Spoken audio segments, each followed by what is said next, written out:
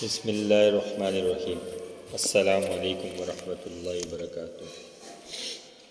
तंगदस्ती दूर करने का वजीफ़ा।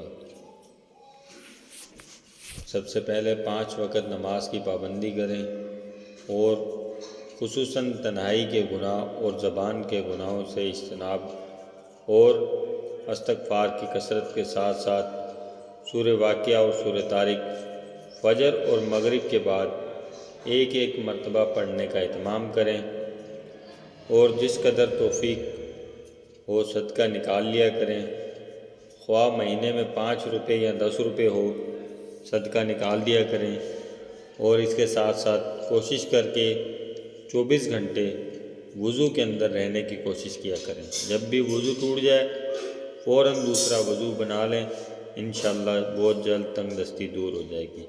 अस्सलामु अलैकुम वरहमतुल्लाह।